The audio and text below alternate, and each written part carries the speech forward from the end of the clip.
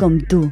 Som estudiants en un projecte per a conversar amb dones impulsores del tercer sector. Som una comunitat de centenars d'alumnes de la Universitat de València. Som com tu. Desde que somos pequeños estamos muy familiarizados con el concepto de héroes. Los vemos en cómics, los vemos en películas, pero poco se nos recuerda que los verdaderos héroes no son aquellos que llevan capas, sino los que llevan batas y se encargan de salvar nuestras vidas. El día de hoy, Alejandra Ferrer, Berta Ferrer y mi persona, Antoni Patiño, tenemos el placer de contar con Núria Ridaura. Licenciada en Medicina por la Universidad de Valencia en 2013, realizó la especialidad de Cirugía General y Aparato Digestivo vía MIR en el Hospital Universitari Vall d'Hebron de Barcelona, donde se formó entre 2014 y 2019. Desde entonces ejerce como especialista en el Hospital Francés de Borja de Gandía, con una especial dedicación a la cirugía colorectal. Bienvenida. Hola. La primera pregunta que nos gustaría hacerte es que, ya que nosotras estamos en los primeros cursos de medicina, nos contaras un poco sobre tu recorrido en la UV y si conservas buenos recuerdos sobre esos años. A ver, la universidad parece que fuera ayer, pero ya en breve va a hacer 20 años que empecé la carrera, con lo cual el recuerdo ya es un poco lejano, pero conservo muy buenos recuerdos de mis años en la facultad. Empezar con 17 años, venir del pueblo, irte a Valencia, cambiar el chip completamente porque estás habituado a un método de estudio que de repente cambia completamente, conocer nuevas personas con tus mismos intereses, con una misma visión de lo que quieren en el futuro, es muy guay, sobre todo porque ya estás empezando en tu edad adulta, y ver que todo lo que has planeado durante esos años de bachillerato va empezando a tomar camino, pues eso es bastante increíble, aunque los primeros años sean duros porque vienes con unas expectativas, has idealizado la carrera y al principio cuesta, pero al final os prometo que vale la pena. ¿Y siempre tuviste claro que te querías dedicar a la cirugía o te planteaste alguna otra especialidad médica? Cirugía. Sí. Entré a la carrera sabiendo que quería una quirúrgica, porque siempre me ha llamado mucho la atención pues, poder tratar algo con mis manos. No, tardé un tiempo en decidirme qué especialidad quirúrgica quería, pero lo de la cirugía lo tuve siempre claro. Núria, yo quería preguntarte, aprovechando que estás de vuelta en la UV, pero este caso un poco con los roles invertidos. O sea, después de 12 años de haber acabado la carrera, de haber hecho la promoción, ¿qué se siente venir hoy, en vez de como estudiante, como una persona entrevistada aquí en plató? A ver, es raro, sobre todo porque no sé si tengo mucho que aportar, o al final crees que no, pero a ver, creo que mi experiencia compartiéndola contigo, con ellas que están empezando, pues si puede ayudar en algo, que compartir o poder aconsejaros algo y sobre todo pues daros ánimos a lo que os espera, pues si con eso vale, pues yo ya me doy por satisfecha. Actualmente cada vez más sanitarios pues deciden irse fuera de España, al extranjero, con el fin o de terminar de formarse o ahí ejercer pues, en busca de unas mejores condiciones laborales. ¿Tú en alguna vez te has planteado pues, irte fuera a formarte o a trabajar? Muchas. Durante la residencia pude irme algunos meses fuera de estancia y estuve en Holanda y en Reino Unido, y sobre todo la manera de trabajar de Reino Unido a mí me gustó mucho. Pero sí que es verdad también que se tiende a idealizar cuando vas fuera, si igual sobre todo esto es al final de la residencia, que estás ya pues un poco quemada por la situación, entonces cambias el chip, idealizas mucho y luego vuelves, y esa cosa de igual si me voy fuera va a mejorar algo, y de hecho al final de la residencia estuve planteándome hacer un fellowship, que es como una subespecialización extra que haces en el extranjero, aunque aquí en España hay algunos, pero tampoco está del todo reconocido, y estuve barajando entre Reino Unido y Irlanda porque también había muchas ofertas de trabajo muy llamativas, donde se valoraba mucho la conciliación, si tienes familia se facilitaba pues buscar la escuela para los niños, facilitaba el trabajo si tenías pareja. Todo eso no era mi situación porque en ese momento no estaba sola. Me llegué a sacar el inglés para irme, pero al final tuve la oportunidad de volver a casa, de volverme a Valencia, y eso pesó bastante más. Ahora ya hace 5 años que pasamos por la pandemia y nos gustaría preguntarte cómo se vivió desde dentro la pandemia y si tuviste que dejar de lado tu trabajo profesional para echar una mano al resto de médicos.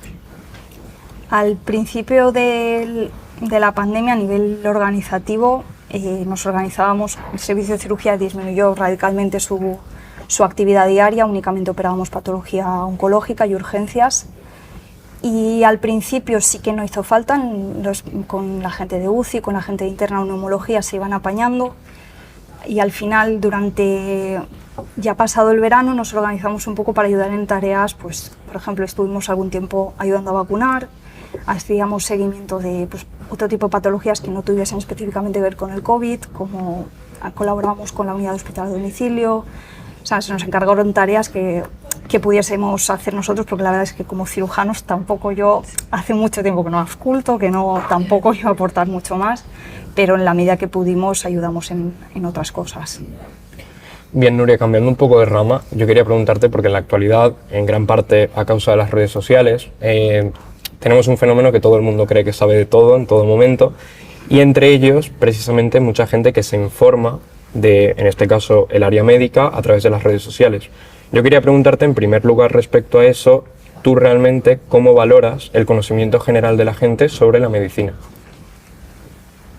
A ver, sí que es verdad que el modelo que hay hoy en día, donde el médico no es el que opina o manda, a mí eso me parece que es completamente positivo, que la gente se pueda informar por sus propios medios y que lleguen a la consulta, te comenten sus dudas, te comenten su visión. O sea, ese rol más de horizontalidad me parece muy importante, porque al fin y al cabo los pacientes tienen que tomar decisiones consensuadas en base a lo que tú les informes, pero ellos también tienen que estar informados, lo que no quita que muchas veces exista desinformación, cosas que por mucho que se repitan no sean verdad y que existan conflictos al respecto. Entonces, pues siempre habrá muchos tipos de personas, gente que se informa de fuentes fiables y gente pues que esa información que llega la ha buscado en internet, en redes sociales, de fuentes que no... y cuesta mucho, muchas veces, que los pacientes pues tienen atrás, y que exista esa relación de confianza si ya vienen tan informados de cosas que no son como deberían ser. Claro, y precisamente esa desinformación, causada muchas veces por esos pseudo-influencers, o pseudo-médicos, mejor dicho, en redes sociales, ¿crees que puede haber algún tipo de solución, o sobre todo, qué retos crees que se deben afrontar respecto a este ámbito en casos médicos como tú? Me parece difícil poder controlar eso, porque al final las redes sociales, libertad de expresión te dirán, y no sé de qué modo eso se pueda controlar. Si tú quieres decir, por ejemplo, las vacunas, se ha repetido 1000 veces que si las vacunas están asociadas al autismo, cuando eso se ha demostrado 80.000 veces que no es cierto, pero al final una mentira la repites muchas veces y la gente se la cree, pero se la convierte en verdad. ¿Cómo se pueda controlar eso? La verdad es que es un problema que no... Más que insistir a la gente que se informe de fuentes fiables, o quizás incluso desde el punto de vista gubernamental, que desde la escuela de educación sanitaria, para enseñar a la gente un mínimo y un básico de autocuidado desde una fuente fiable. O sea, ¿crees entonces que la educación sanitaria es precisamente esa vía para controlar un poco esa desinformación? En todo. Un poco relacionado también con esto, cada vez vemos más cómo van creciendo pues, en el ámbito profesional el uso de las nuevas tecnologías. Así pues, la inteligencia artificial está transformando diversos sectores laborales, entre ellos el sanitario. ¿Cómo ves el papel de la inteligencia artificial en el diagnóstico y tratamiento de las enfermedades colorectales? En el diagnóstico se está utilizando ya, por ejemplo, al realizar colonoscopias, para la inteligencia artificial ayuda a ver lesiones que igual al ojo humano se nos puedan escapar. También se ha utilizado mucho en los TACs para una mayor precisión a la hora de establecer el diagnóstico. Y en el caso concreto ya de la cirugía, pues teniendo en cuenta que estamos yendo hacia una cirugía en la que cada vez pesan más las nuevas técnicas, la cirugía mínimamente invasiva, la cirugía robótica, la inteligencia artificial nos puede ayudar, pues, por ejemplo, durante la cirugía a establecer, según la imagen que tengamos en las pantallas, pues los landmarks anatómicos o poder valorar cosas que potencialmente pueden ser preocupantes durante la cirugía y que gracias a la inteligencia artificial pues podamos avanzarnos a posibles problemas. También quería preguntarte que recientemente, concretamente en febrero de este año, de 2025, la Red Española de Registros de Cáncer y la Sociedad Española de Oncología Médica estimó que habrá un crecimiento aproximadamente de un 3% en los casos de cáncer, elevándose la cifra hasta 296.000, de los cuales el 14% precisamente sería de colon y la zona rectal.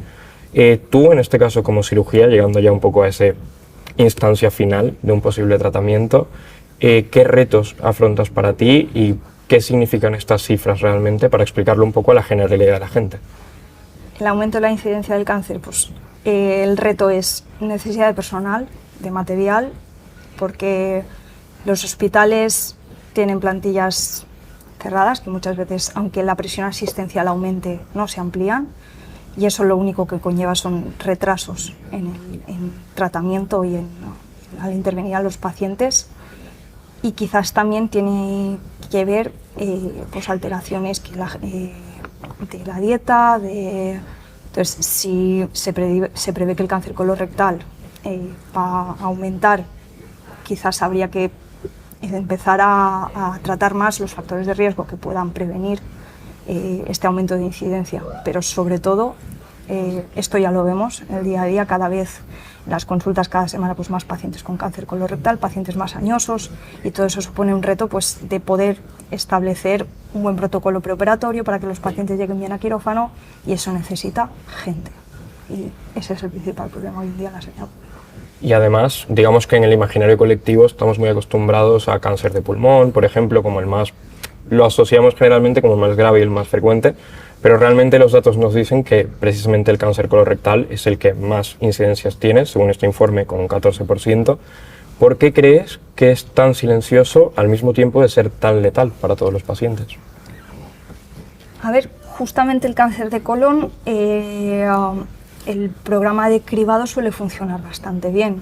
O sea, sí que es verdad que la incidencia ha aumentado y por porcentaje hay más gente que fallece ahora por cáncer colorectal, pero de todos modos el cáncer de colon en los estadios iniciales está, quiero decir, es uno de los cánceres, junto al de mama, que quizás más estudios existan, y es un tipo de tumor que en sus estadios iniciales es claramente curativo con cirugía. Entonces, sí que es verdad que hay pacientes que se retrasa el diagnóstico por varias razones, pero creo que los programas de cribado funcionan bastante bien. ¿Y has tenido que enfrentarte a algún cáncer de colon precisamente desde el apartado quirúrgico? ¿De intervenirlo? Sí, exacto. Sí, en mi día a día. ¿Y cómo es la experiencia generalmente? Pues a veces muy satisfactoria y a veces se sufre mucho un quirófano, pero normalmente, sí, sobre todo ahora, ¿no?, que ya nos hemos habituado a tener buen material de laparoscopia avanzado, pues se disfruta bastante más la cirugía. Pero sí que hay días que si los pacientes son más complejos, tumores más avanzados, que se junte que igual es un paciente pues más joven, que eso te puede costar un poco más, pero es el día a día, nunca sabes el caso quirúrgico que estás interviniendo si va a ir bien o vas a padecer durante la intervención, pero forma parte del trabajo. Y relacionado con tu trabajo del día a día, a lo largo de tu carrera, ¿ha habido algún paciente o caso en especial que te haya marcado de manera especial? A ver, sí. Todos los resis de cirugía seguro que nos acordamos del primer apéndice que hemos operado, en mi caso del primer colon que me dejaron operar, pero habitualmente siempre te acuerdas de los pacientes que no han ido bien. Y es muy triste decirlo así, pero los pacientes que van bien incluso te llegan a la consulta y dices, lo he operado yo, no me acuerdo de él. Pero porque cuando todo va bien, todo es muy fácil. Pero los pacientes que se complican, los pacientes que están mucho tiempo ingresados, que los ves cada día y que tienes que aprender de ellos, pues te acuerdas de su nombre, incluso te acuerdas del nombre de sus familiares. Hay un libro que os lo recomiendo a todos y a vosotras en concreto, de un neurocirujano británico que se llama Ante todo no hagas daño. El autor es Henry Marsh y tiene una frase que desde que la leí la recuerdo mucho, que es que todos los médicos o los cirujanos tenemos un cementerio personal al que recurrimos cuando tenemos casos de complicaciones para reflexionar, porque esos casos son los que te quedas contigo como una mochila y de los que tienes que aprender y te sirven en el futuro para cambiar cosas, pero son son los que más te acuerdas. Y justamente en relación a este aspecto, o sea, generalmente asociamos que somos solo, digamos, el trabajo o el rol que desempeñamos, pero antes que en tu caso ser médico y en el caso de los pacientes estar en esa situación, somos personas precisamente. Y te quería preguntar, aunque ya lo has dicho un poco por encima, ¿cómo ha sido gestionar un poco a nivel personal, a nivel emocional, la situación, en primer lugar con los pacientes y también con las familias?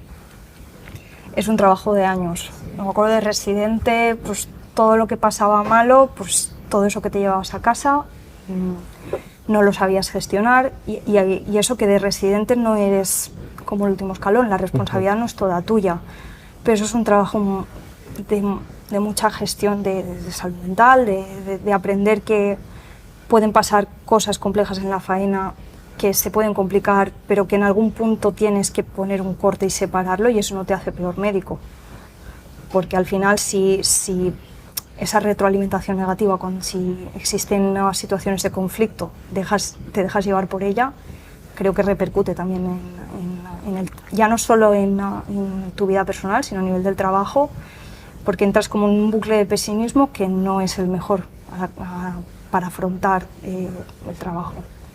Y sobre lo que me estabas comentando antes, bueno, aquí en la mesa con todos, hablabas de los factores de riesgo de cara a una posible prevención para los casos de cáncer colorectal, entre ellos la nutrición.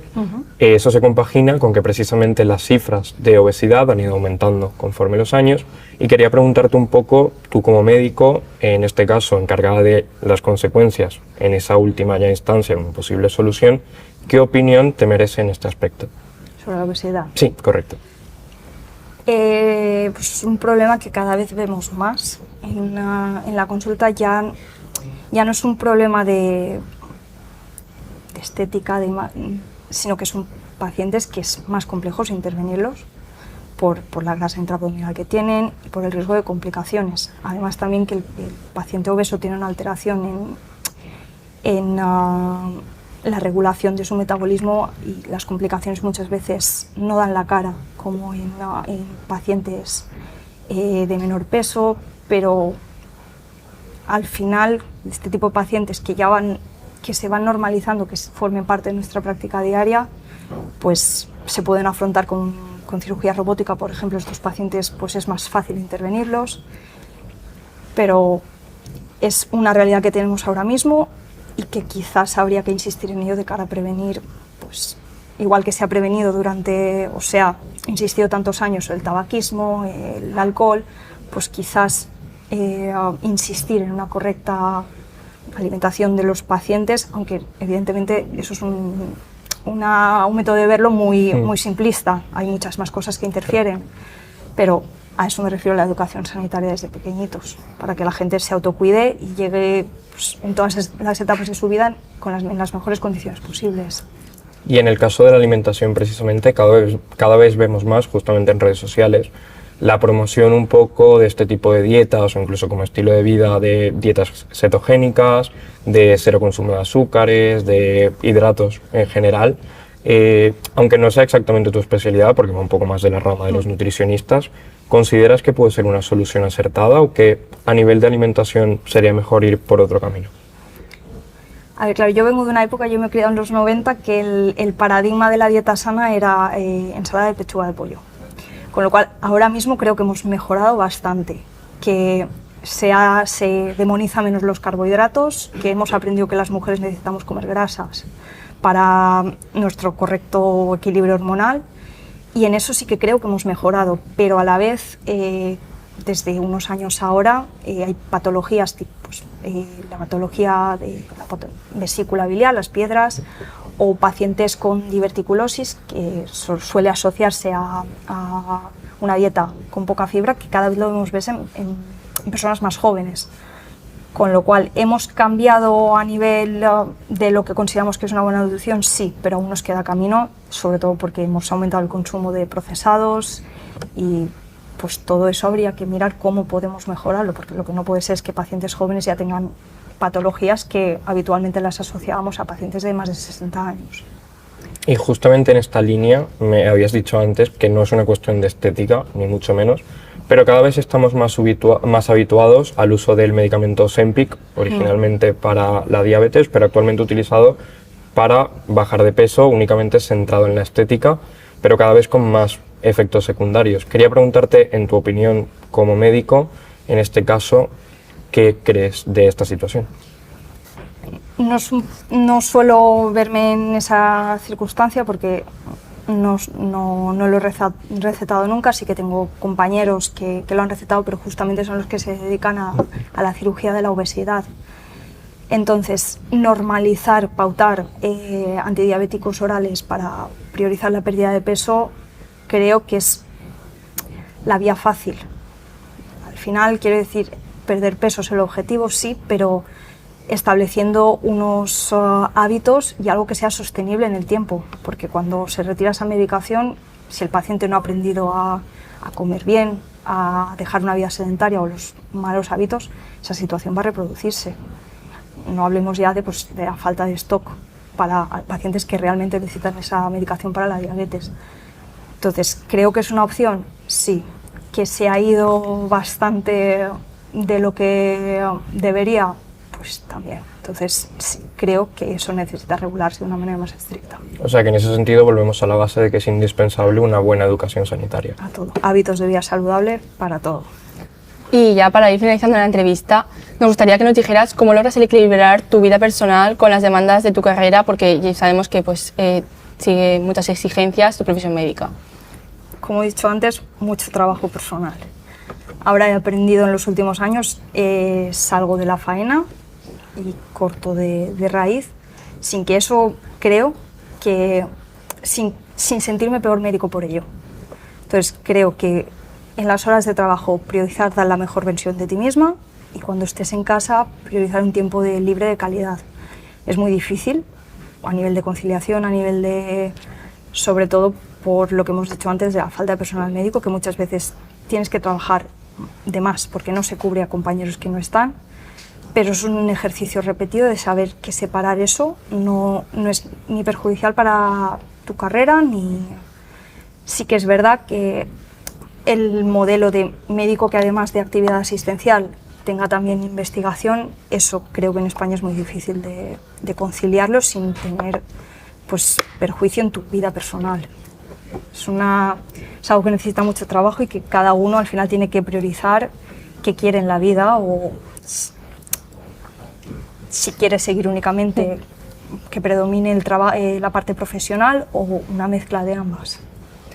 Ahora ya, finalizando, tenemos como público estudiantes de medicina que tienen alguna pregunta para ti. Bueno, yo quería preguntarte que si en algún momento a lo largo de tu carrera profesional has sentido que el hecho de ser mujer ha supuesto un reto adicional. En mi caso personal, nada que me haya afectado tanto como para decir, ¿aquí qué pasa? Más allá de la típica broma en quirófano de que el material, por ejemplo, pues las máquinas que utilizamos para coagular o lo que sea, sean la broma de que está para la mano masculina porque es material grande. Sí que es verdad que cuesta mucho quitar esa cosa de que por ser mujer y encima joven seas el médico. Eso cuesta muchísimo. Hay veces que pasas visita o en la consulta mismamente que igual tienes al estudiante de tercer año que es un chico y él es el doctor y tú eres la chiqueta que está ahí pasando consulta, y eso es muy difícil de cambiar y me llama la atención que pasen gente joven, porque hay pacientes más mayores que mucha gente de esta me dice qué contenta estoy de que me trate una mujer y que sea joven, pero que esos roles sigan tan establecidos en gente joven me llama la atención, sobre todo en un mundo que ahora la mayoría de estudiantes de medicina somos mujeres. Entonces creo que van a tener que pasar muchos años para que todo esto cambie. Muchas gracias. Gracias. Bueno, Nuria, ya vamos cerrando. Quería decirte que esa de allí es en principio tu cámara y me gustaría, de ser posible, que te dirigieses hacia todos los estudiantes de medicina o aspirantes a ello para saber qué consejos le darías y si habría algo que, si tú ahora en 2025 fueses la Nuria de hace años estudiante, ¿qué te habría gustado escuchar para empezar la carrera? Que no os desaniméis, que en los primeros años llegas con una visión de que la medicina va a ser como Anatomía de Grey, no, que hay que pasar obligatoriamente por los años de fisiología, patología general, bioquímica, que eso es muy desmoralizante porque te esperas que te enseñen directamente a entrar en la carrera cómo atender pacientes y esos años son duros. Que sepáis que cuando acabéis la carrera, no es por desmoralizar, que seguramente es el momento que menos medicina vais a saber, porque hasta que no lo pongáis en práctica vais a sentiros todo el rato que no tenéis ni idea. Pero la parte buena llega con la residencia, cuando todo el tiempo que has invertido lo materializas en algo, sobre todo si has tenido la suerte de escoger una especialidad que te gusta. No os agobiéis con eso, porque el MIR no es el objetivo, es el objetivo final, pero no tiene que ser vuestro único foco durante la carrera, que disfrutéis del camino, que intentéis aprender lo máximo y que todo mejorará y que también reflexionéis sobre qué queréis más adelante en la vida a la hora de escoger la especialidad, porque eso es muy importante, es un momento crítico que os puede marcar el resto de vuestra vida profesional.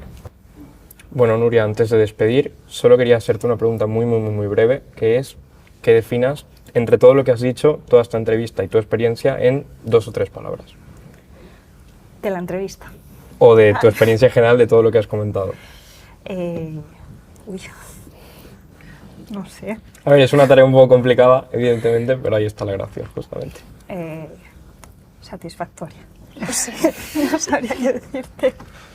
Vale, pues ahí está justamente la satisfacción no solo de venir y compartir este espacio con nosotros, sino también de salvar vidas, de ser indispensable para el resto de personas, afortunadamente, y recordando que desde una buena base como es la educación médica, valoremos todos el papel de estos grandísimos profesionales que tenemos en nuestra sociedad.